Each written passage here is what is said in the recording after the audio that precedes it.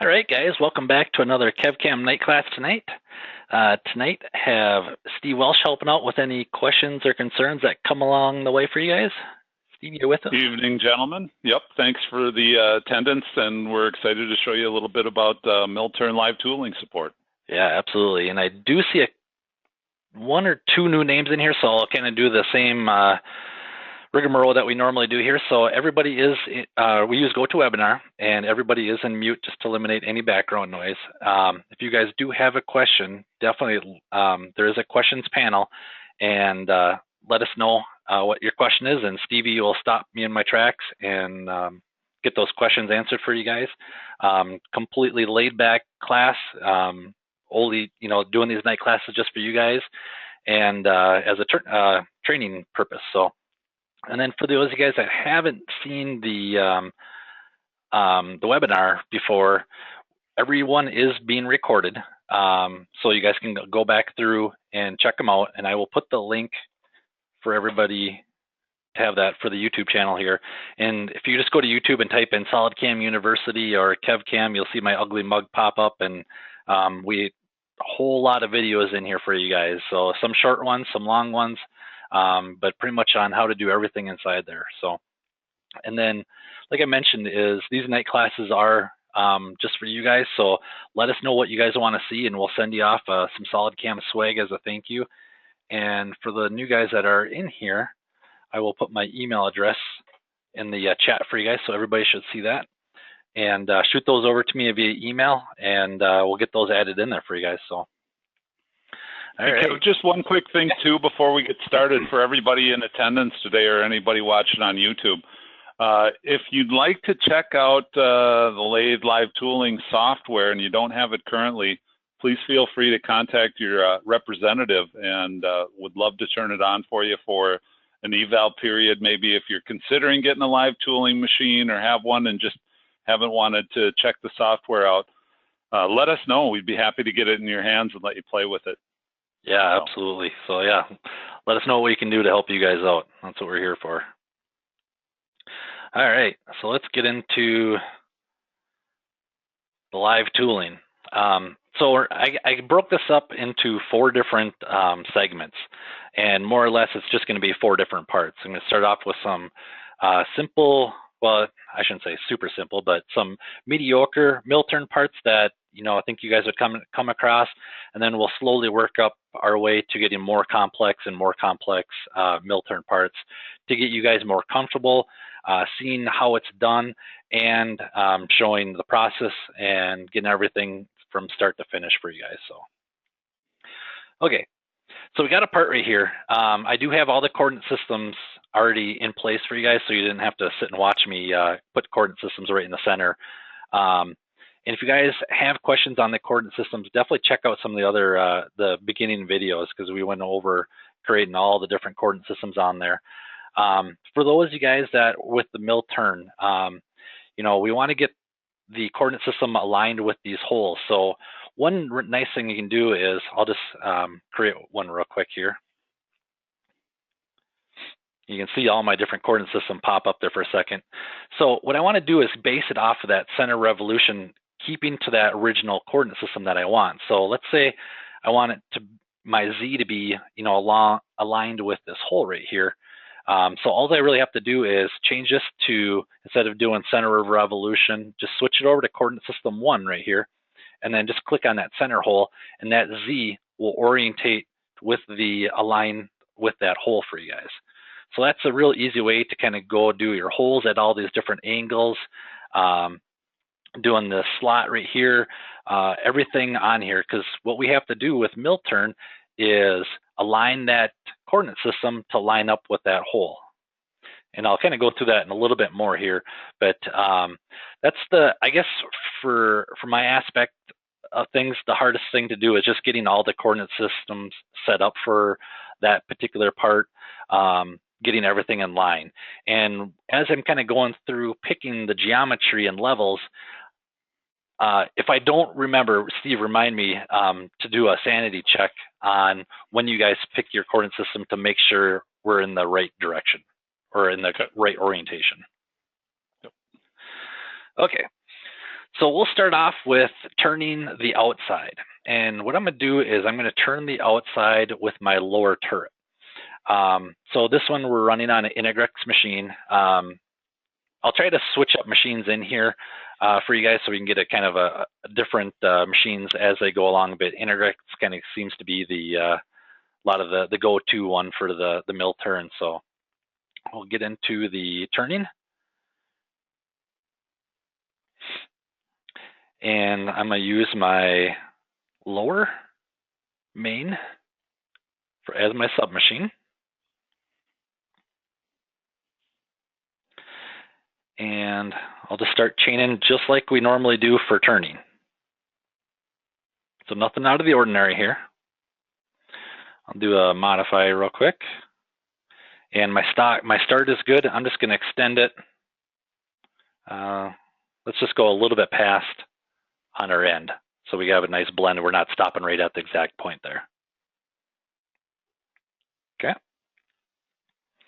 Grab a tool here.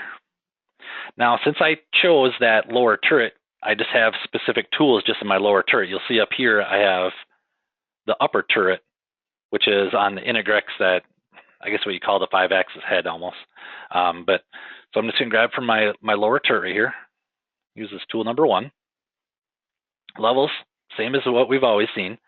Now technology, and this is going to be the same as what you guys always seen all along, but we're just kind of combining all these features now into a mill turn project. So we'll just do a outside semi-finish, and we'll do an ISO turn, save and calculate.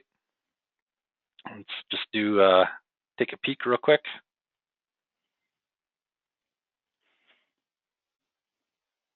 Kev, is this the view you kind of prefer for turning too? Yeah, this is my go-to view just for turning. Now, when we get into the mill turn, it's not going to look right at all. Things are going to come through, and then my go-to is going to either be the host CAD or the Solid Verify. So, okay. Yeah, turning, this is personally my favorite one just because I can see my stock, I can see my target model, I can see my jaws and chuck in there. It gives me a split view down the center of what I'm seeing, so yeah. Okay, so we got the outside done. Let's go ahead and face off the part. So I'm just going to do a save and copy here. Grab my geometry. Now, we do have the facing option, and some of you guys may be asking, well, why aren't you using the facing option? I prefer using the turning method just because I have a whole lot more options in here than I do with just the standard facing. So if you're trying to get anything particular, you know, you have more tools in your toolbox if you use a turning operation versus a facing. So go to my geometry and modify. And we'll do auto extend to my stock to face off that part. Save and calculate. Let's do a simulate here. Okay, looks good. So now what I'm going to do is drill that hole. So we got the big bore going through here, so I'm just going to do drilling. Grab my tool number 7 here. And my start is good, and I'll just go to my end, click on the end of my stock right here. Number automatically updates for me. We'll do a full diameter, and let's do a PEC cycle of 5 millimeters. Okay, that should be good.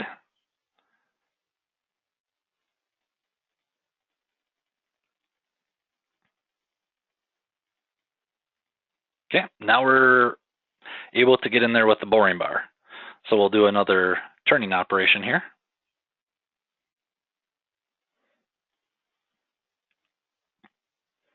And we'll start there and end right here. Stevie, are you learning all this now? I'm doing the demonstrations tomorrow.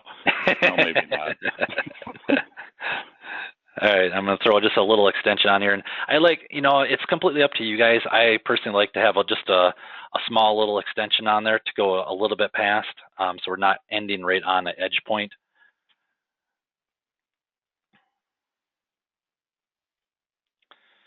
And this particular tool that we have in here, we'll get majority of it. I'm going to have a little bit left over on, well, I'll show you here, but then I can come back when I switch this over to the other spindle and cut that off in there. All right, so we're doing internal. So that's set. We'll do a finishing here. And I'm not setting much. I'm just leaving the default values in here for the step down and the X and Y distance right here. All right, so we got our, let's take a peek here.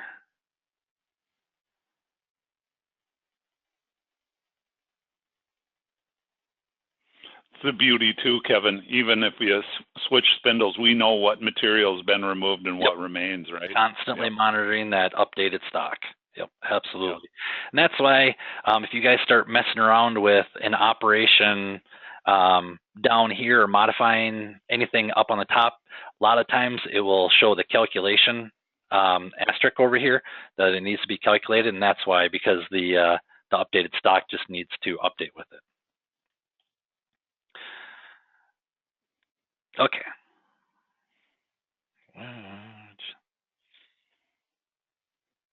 I have no idea what that is. Okay. So we got our outside done. We got our turning portion done.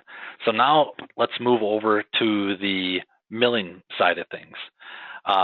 So it's completely up to you guys where you guys want to start off. But we'll just kind of start off right here with this U shape. So now what I can do is go to the milling side and just start milling like you were working in a mill. So for this one right here, I'll do a profile, and that's going to be my Mac 1 position 1. So I got my Z coming out, so my tool is going to come in lengthwise in here and mill this out.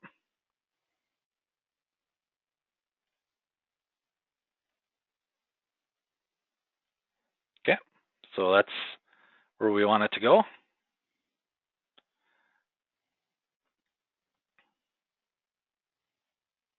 And you'll see that it automatically highlights my upper turret now. So my levels, and this is where I like to do a sanity check. I like to click around here and maybe it's just because I got burned in the past when I was working at my old job, but I like to click around. Just give it 1 or 2 clicks to make sure, because if this level is changing on you, if I click over here and I got negative 3.25, but then I click over here and I have a different number, that means I'm not flat in there, and I have something up with my coordinate system. So it's kind of a good sanity check, and you'll see me doing that from time to time, especially when you have multiple coordinate systems, just to make sure your levels are kind of all set up straight.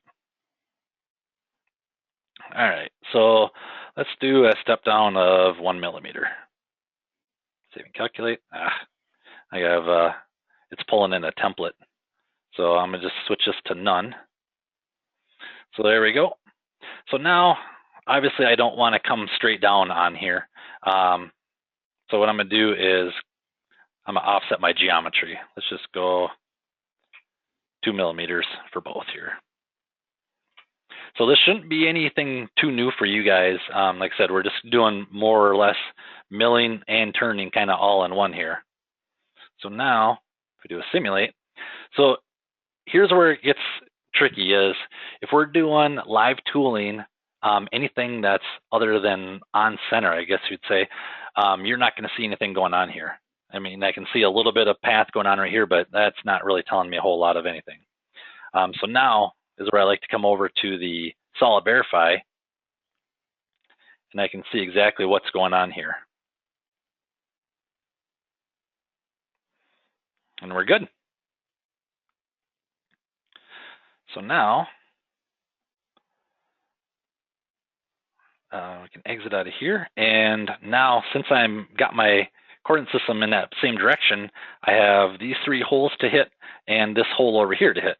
So you're not going to want to pull from the turning drilling. That kind of gets a little bit confusing here, because this drilling right here is only going to drill on center for you. And that's just going to basically turn the spindle on, and the drill bit will be stationary in the tool changer. Up here, it's going to stop the spindle, and it's going to turn on the live tooling portion of it. So make sure you turn on the drilling inside the milling portion. And I guess a good explanation is, if you guys are used to doing it this way, come up here to the milling and not do it in the turning right here. Okay, so we'll go ahead and grab that geometry for those 3 holes.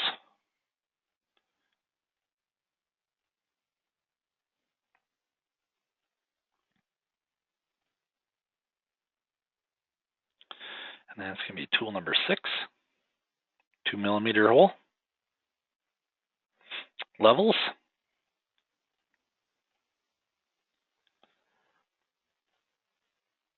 And I don't have, these are flat holes, but I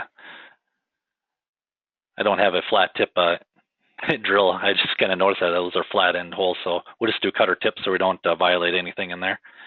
And let's do a pecking. Let's do a 2mm peck.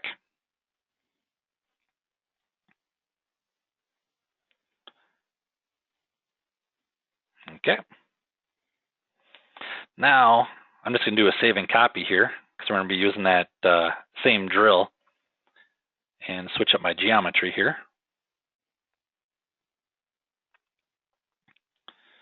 Grab that hole.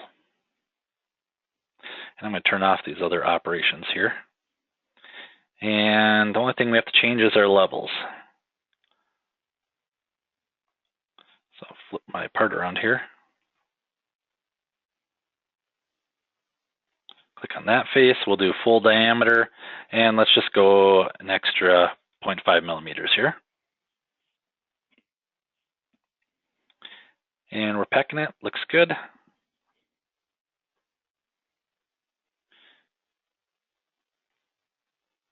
I'll slow it down a little bit here. So we're looking good. Okay. So now, what I want to do is do this big pocket over on the side. And you'll see I got, boy, my space mouse is slow right now. It turns up here. So we got 2 pockets on each side. We can go about this 2 different ways. Is we can have a coordinate system for this top and the bottom, or we can do a little bit more simplified way and just do one, and then what we'll do is we'll do a transform. So what I'll do for this one is I'll just do a pocket, and that's going to be my Mach 3 position 3. And one thing you guys may be asking, you know, how do you know what Mach is doing what? Well, I messed up when I was doing this part, and I should have labeled all these Machs. So instead of 1-3, it would say doing pocket on big flat, doing 3 holes on front, something that you guys can help remember what's kind of going on there, because it can be, you know, if you create those coordinate systems and you got, you know, 10 of them in there, trying to remember which one, where everything is at for you guys. All right, so I'll chain this guy here. Now, normally on something like this, I would mark these edges as open, but there is a little bit of a problem with that. So if I get in here, let me get my tool picked.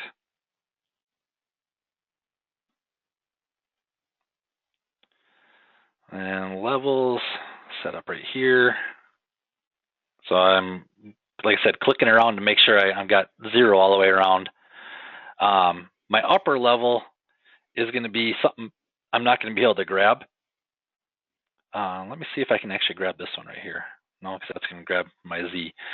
So I may have to write a number in here. So if we just do, let's just do 20 for right now. And okay. So now I'll put these all at 0 for right now and show you guys here.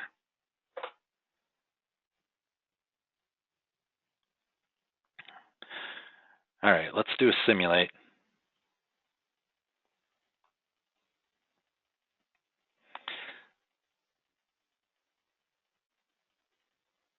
So you can see, let me play this right here. So right now I have closed edges, but if I go and mark this as open, I'm going to be violating pretty far over here.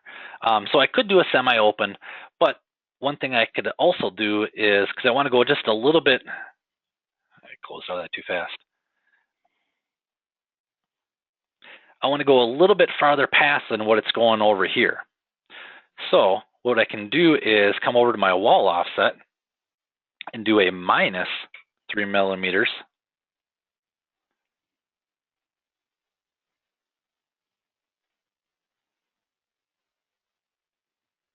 And now that clears away a little bit farther over here, but I'm not hitting my vice jaws. So if I was to mark this chain as open, my vice jaws would be getting hit. So on that wall offset, definitely feel free to do, you guys can do a positive or a negative number on that wall offset, and that's, inside milling or turning for you guys. So that option is there for you guys. So, okay. Hey, Kevin? Yeah. Quick question. Were you using iMachining there on that, nope. that tool path? Nope. Okay. Just doing just a standard pocket operation on this one. Okay. Fair enough. And definitely could use iMachining too. Okay, so now we need to get the other side done, and let's just kind of clean this up a little bit because let's see. That's right. 10.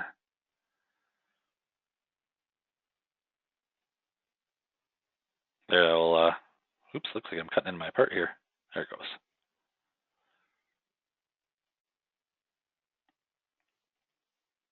Oh, don't have enough there. Go 15.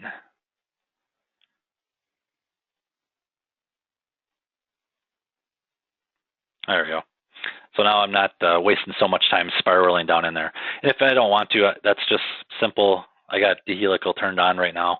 But if I want to do a straight plunge or whatnot, you guys have the option here for that. Okay, so let's do the other side. Easy enough. Transform. We're going to do fourth axis, include the original, and it's a 180 degrees, not 880. 180, insert. Save and calculate. And let's do a simulate here.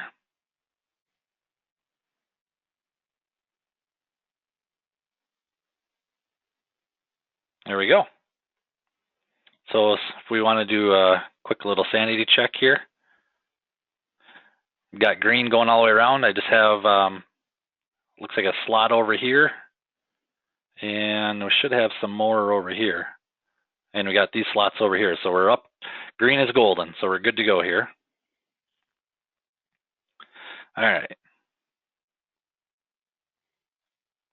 Oh, I got my 2 holes I still have to drill up here. So we'll do another drilling.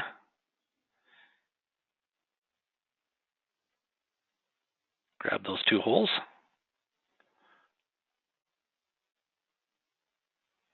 That's milling, drilling again on that, Kev, right? Yep. Sorry, milling and drilling. And upper level here. And boy, my space mouse is just super slow here. There we go. And my depth is here. We'll do full diameter, technology, we'll peck it, and oops, I'm still stuck in inches mode. Forgot we're doing a metric part. All right, so let's take a peek here.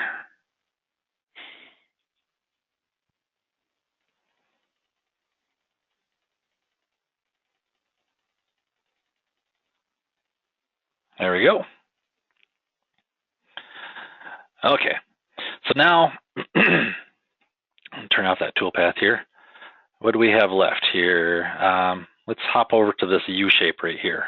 So we got one more of these little guys here. So we'll do a milling profile here. And that's going to be my position 4. And I can see my Z-axis aligned with that, so it kind of helps.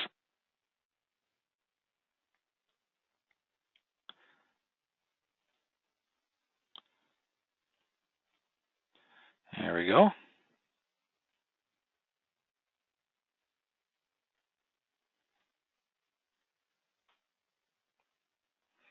We'll use that same 2.5 or that 2.5 millimeter levels. Upper level up here, lower level. Make sure my numbers are good. Yep. And let's do a simple finish cut with a 2 millimeter step down. And we'll switch this to none. And we'll extend that geometry out. That same 2 millimeters as we did last time here. So we're not coming down right on the part. And that's it. Save and calculate.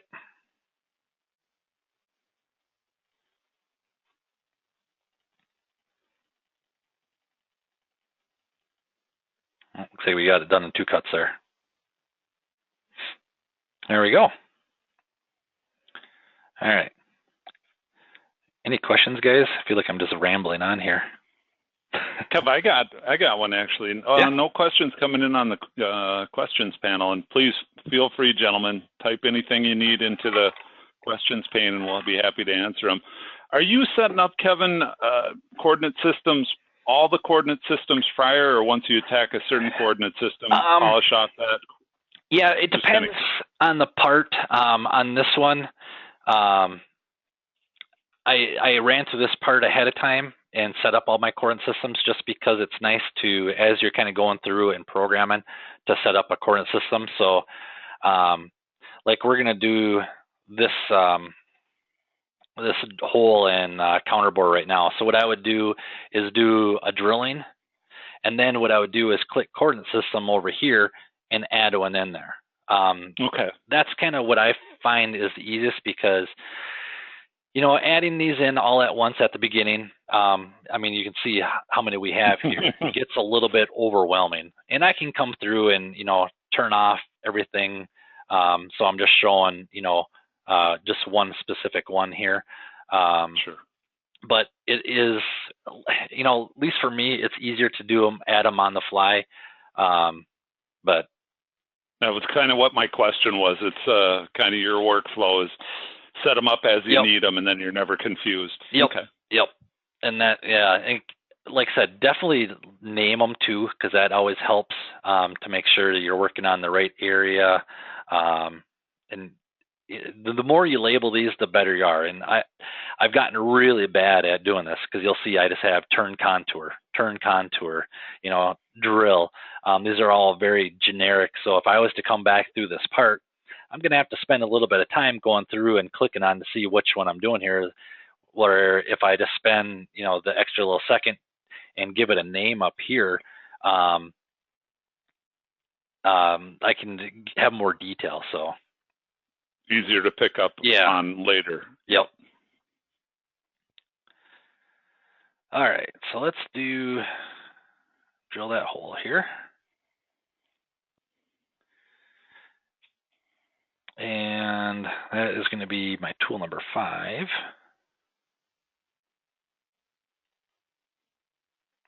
Got my drill, my levels.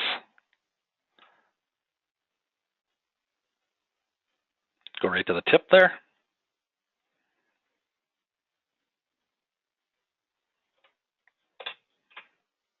Two millimeter peck.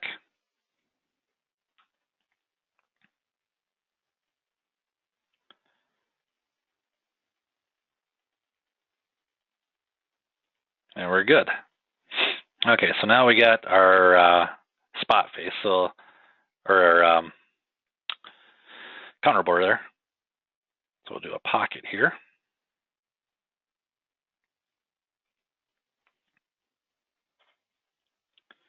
Reverse that chain here. And grab our tool number 2 again.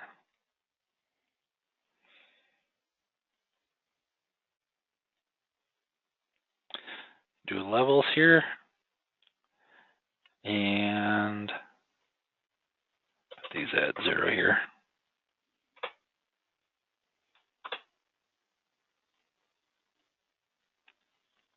All right. Now on this one, I probably don't need a helical in there, so I'm just going to do a none. So we're just dropping straight in there because I got majority of the material moved out of there with that drill bit. So let's take a peek here. There we go. We got our counter bore all set up in there. So now I got two more over here. I can go about this two different ways. Well, actually three different ways. I can do a transform, rotate it over here. But that's, oh, no, sorry, I take that back. I can't do a transform because it's just going to bring it over to this location over here, and I got two holes at different locations. So what we can do is I can highlight both of these and do a process template. Or what I can do is, if it's just something that you guys are just going to do, once every great while, I can just highlight the ones I want, do a Control C or right click and do copy, and then come over here, do a Control V. And now, if I come in here, I have my drill set up. All I have to do is switch to my Max 6 here and grab my two holes. And everything else should be already set up. I got my tool in there. Just at a sanity check, I can come over here and just double check my drill depth. Oops.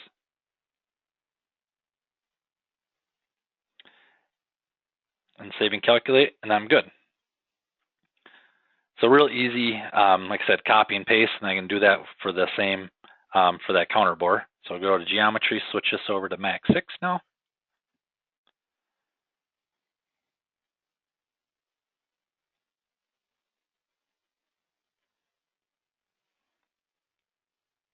Touch off my levels here.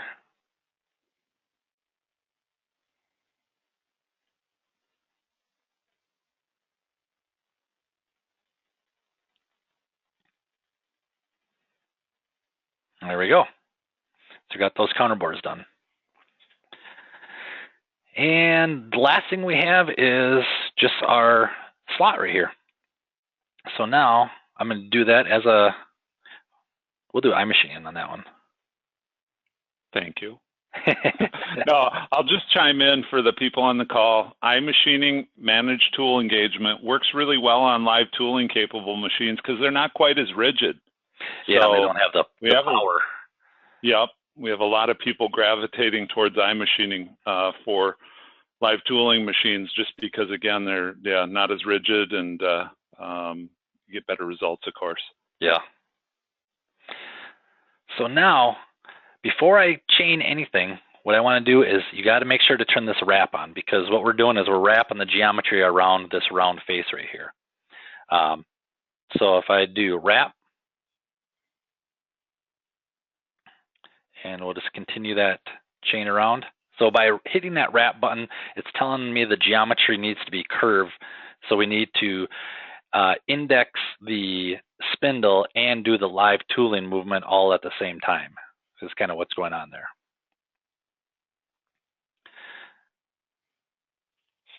And grab that same tool number 2 here. Pocket depth, I can just click anywhere in that pocket. It's not going to really matter for us. And I'll do iRough plus finish here.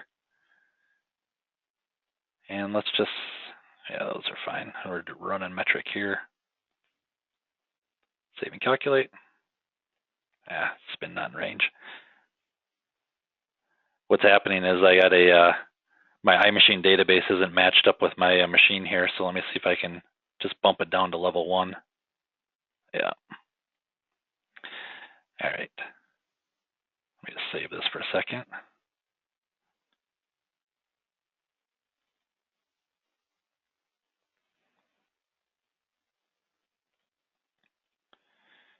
And do I have another Integrex in here?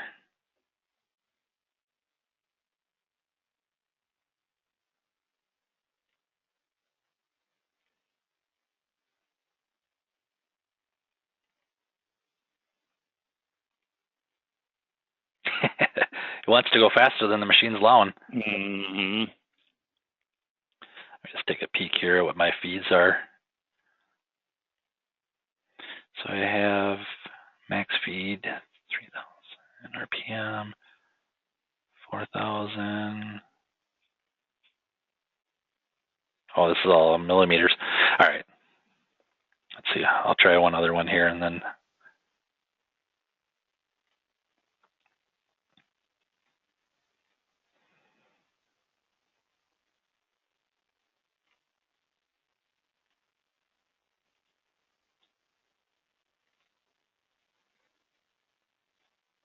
Nope. It's not liking it. You're never going to invite me back for another KevCAM class. No, just do a standard pocket. That'll be fine, Kevin. We'll just do a standard pocket on that one. And the only reason that, guys, I'm getting that error is because when I'm pulling from the iMachine database, inside here, this is kind of good for everybody to see anyways. So when I'm pulling up this Tormach machine, I'm doing a max feed rate of 100 here, and what's happening is this database right here is different in the numbers in the VMID file for right here is what's going on. So I'm getting a feed too large. So it's telling me that my database, my iMachine database, is trying to push the machine faster than it can go, and the machine is set up right here. So we just have to lower our stuff down, but for this purpose, we'll just do a good old pocket here. All right, that was position 2 here. And then we'll just do our wrap again.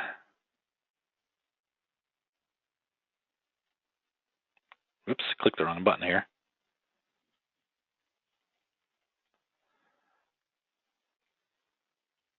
Kev, quick question too. Yep. Why not the Z-axis? Or why not Z-axis? Ronnie asked. Because I'm rotating around why isn't the Z pointed up?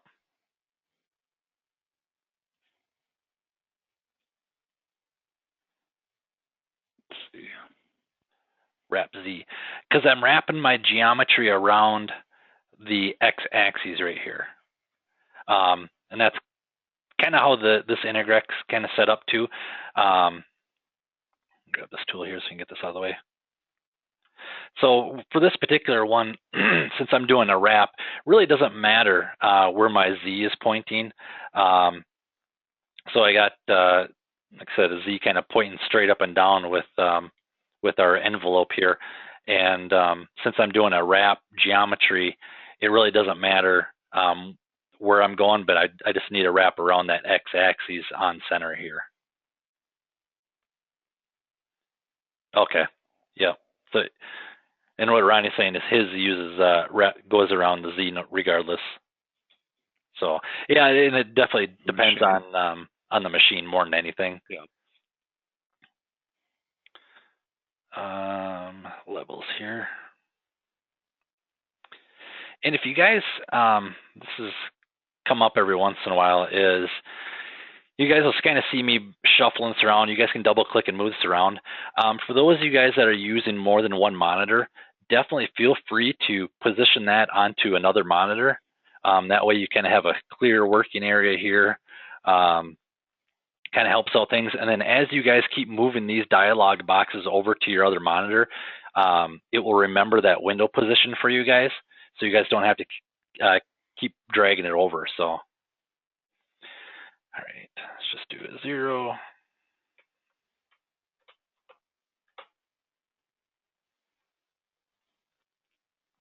right, simulate here.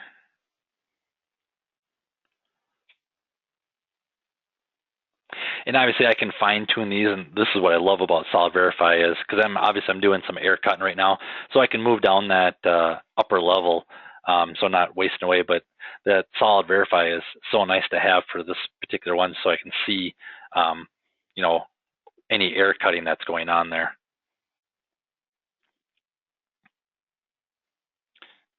Speed it up here. And there we go. Got our pocket nice and wrapped around for you guys. Let's do make sure we got green going all the way around. I don't see any dark blue anywhere, so we are all set. So that is first half of mill turn. What do you guys think? pretty quiet crew today, Kevin. Maybe you're just that good. Yeah, I doubt that.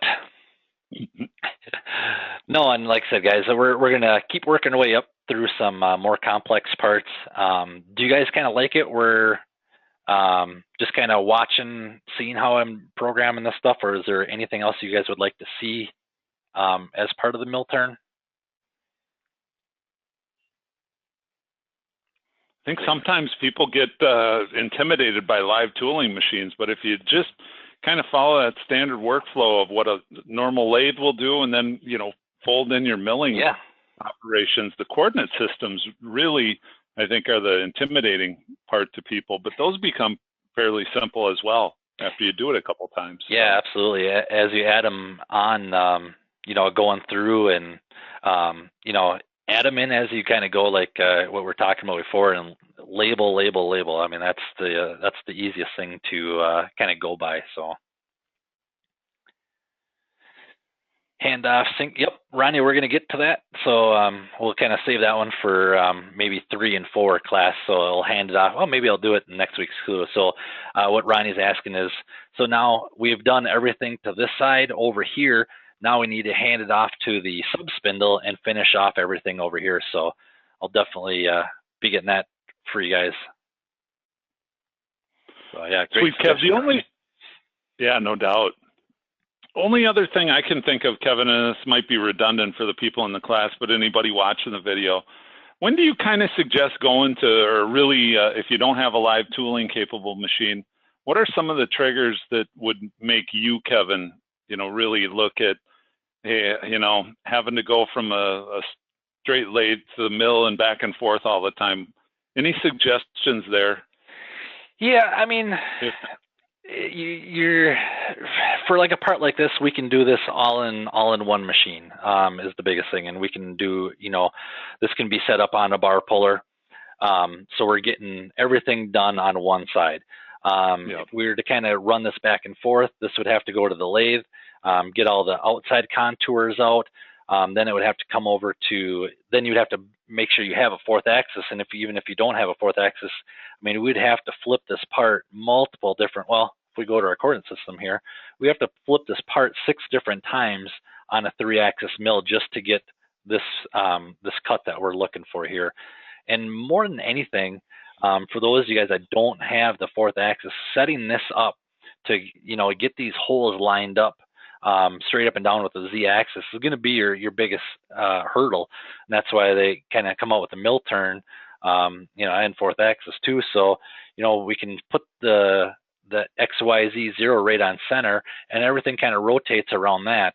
So I couldn't imagine doing this on a mill, and I'm sure we have a couple guys that are in here who did it on the old Easy Track way back in the day, but definitely time is of essence here. So setups, that's kind of what I was thinking, Kevin. Yeah, they are more expensive machines, no doubt about it, but boy, you start calculating in moving apart from one machine to another and having to really, you know, set it up on the mill, boy, they can pay for themselves and quick. And I'll throw out one little commercial for SolidCAM, and that the owner of SolidCAM really is a visionary. He got ahead of this curve, spent a lot of money in research and development 5 years ago. We feel like we're the best product for live tooling on the market, bar none.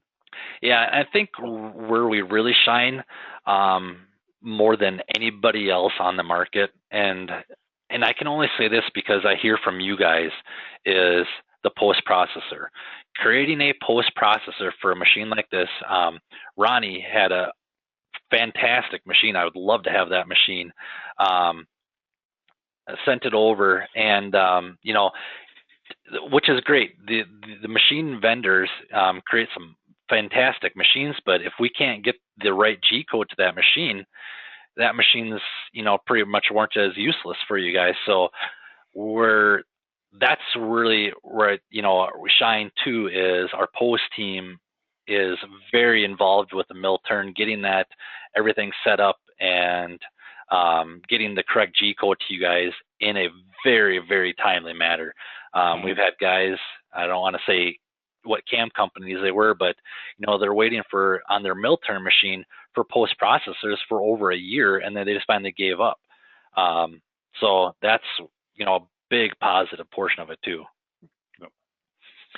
Well, Ronnie says it's not his, but he wants one. But Ronnie said when he wins that lottery on tomorrow night, he's going to give me one and get one for himself. Nice. But no, any other questions? It's been great questions tonight. Stevie, do you think if I hand this part off to you, you could handle it from here? Not a problem, man. Just ask. I wouldn't want anybody putting it on a machine, but I could definitely get it somewhat programmed. No, guys, and like I said, I just want to thank you guys. And if there is no other questions, thank you guys for watching the night class, and the feedback is fantastic. I love hearing from you guys in this. And like I said, we'll just keep working our way up.